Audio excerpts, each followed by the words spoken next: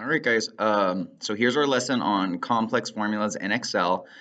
And this kind of plays off what we started yesterday when we went through our PEMDAS order of operations using Microsoft Excel. And again, it's very important when you're using formulas in Excel that you follow PEMDAS. So let's go ahead and expand on what we did yesterday by going ahead and opening this practice workbook. It's going to be a practice workbook that kind of looks like a sample restaurant invoice. All right, it's a catering invoice from this Sabrosa Empanadas, and more. I don't know how to say it. I say it wrong every time. All right, so here's our actual invoice, and you can kind of tell here. Last time we kind of played around with money, but we kind of pretended like tax didn't exist, and now we're gonna definitely pretend like tax exists. All right. So number one, it says create a formula in cell D6 that first adds the values of cells D3, D4, and D5, and then multiplies their total by 0.075. All right, and if you were to take this to a percentage, 0.075, if you move that decimal places 2 points to the right, we're dealing with a 7.5% tax rate. Hint, you'll need to think about the order of operations to do this correctly. All right, so create a formula in cell D6 that first adds the values of D3, D4, and D5, and then multiplies their total by 0.075. So let's go ahead and do that real quick. Okay, so here's cell D6. We basically need to have a sum formula that says this plus this plus this times the taxable amount of 7.5%. All right, so what I'm going to do is I'm going to click right here. I'm going to start out with an equal sign in my formula. I'm going to say cell D3 plus, not equal, D4 plus D6, or sorry, D5. Now I'm going to say times, multiply, times 0.075, all right, times 7.5%. Now, the way this is written right now, if I don't put parentheses around this thing, oh, there, let me not mess up my formula. If I don't put parentheses around this thing, according to the order of operations, I would have D5, which is this 159.60 multiplied by 0.075 first. And that's not what I want to happen. All right, so now I can calculate the tax by pressing enter. Notice how it's not the total amount. This is just the tax amount. If I add all of these up, it should be well over $200.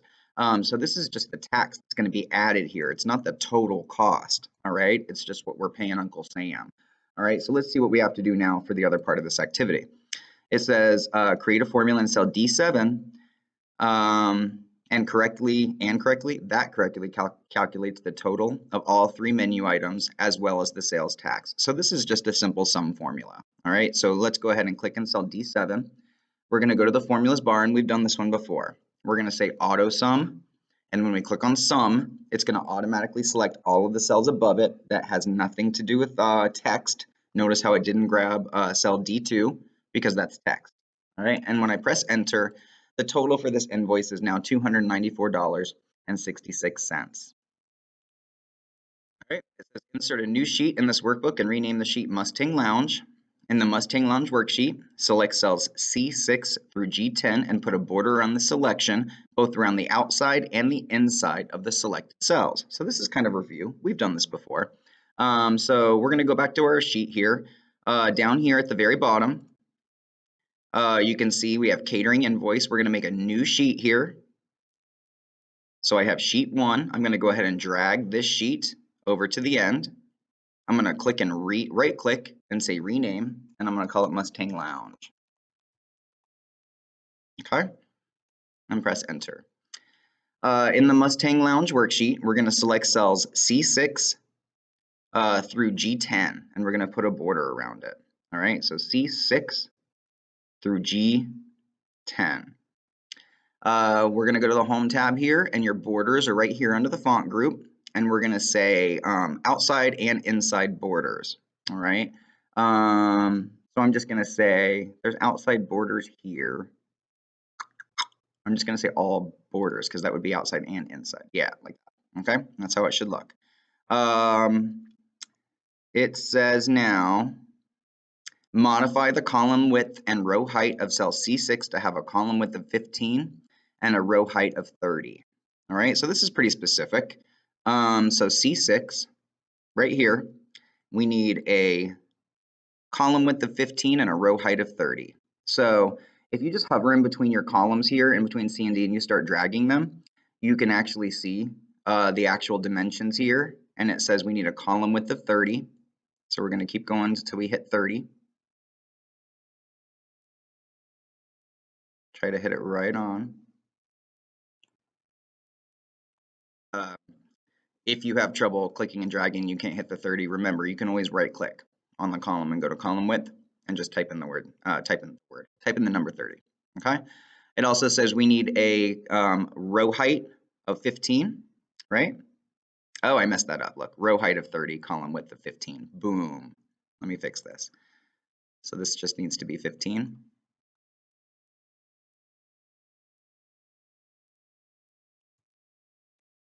Okay. And my row height needs to be 30. Yeah, that makes more sense. All right, and if you can't hit it right away, because I'm having a little trouble getting it correct here, I'm going to say row height, and I'm just going to type in 30. Boom. All right, so kind of like that. Now my table has a very wide column for C, and my row for 6 is definitely a lot bigger. All right, so let's check this out. It says merge cells C6 through G6. That's easy. So merge cells C6 through G6. All right. Right here, you have a couple options for merging. You have merge and center, and then you just have merge. So it just says merge. It doesn't say merge and align the content. So let's just hit merge. And all it does is it gives us one big cell where I think we can type in the word Mustang Lounge. Let's see. In this new merge cell, type in the name of the restaurant you would like to own. Oh, well, we know what the name of my restaurant is going to be. Brittany's Cafe. Kind of like that. Center align the text in your new merge cells. Okay, so I'm just gonna click in there with my white cross, and I'm gonna say center align. Now remember, you also have more alignments up here. So if it looks better and if you want to center align it and then actually middle align it, it'll actually scoot the text up into the middle of the cell. Okay, remember you have 6 different alignment options in Microsoft Excel. All right, so that looks all right. Add a fill color of your choice to the merge cells. So right here, you're going to grab the paint bucket, and I'm just going to fill it with yellow. All right. In cells C7 through C9, insert the names of 3 menu items you would carry at your restaurant, C7 through C9. All right. C7, I'm going to say my favorite food in the whole world, chicken fingers. We'll do mac and cheese. We'll do one more here. What else should I do? I don't know, cheeseburgers. No, let's do pizza. Yeah. All right. In cell C10, type the word total. All right. Boom. In cells D7 through D9, insert the price of these menu items. All right. And you're just kind of making it up. So D7 through D9, this is going to be our price. So let's just say for chicken fingers, I'm going to say $9.99. For mac and cheese, let's say $5.99. For pizza, let's say I'm selling it by the slice at $2.99 a slice. Boom. Brittany's Cafe is pretty inexpensive. In cells E7 through E9, insert the quantity you will need to order. Make them up, E7 through E9. So how many do we want to order here? Let's say 10, 15, 20. Boom, just like that. In cell F7, insert the taxable amount of F7 through F9. Insert the taxable amount of 7%. All right, F7 through F9. So I'm just going to say 7% is 0.07. And I can do that once and just kind of click and drag it down. So 0.07 is our taxable amount. In cells G7 through G9, insert a formula that calculates the total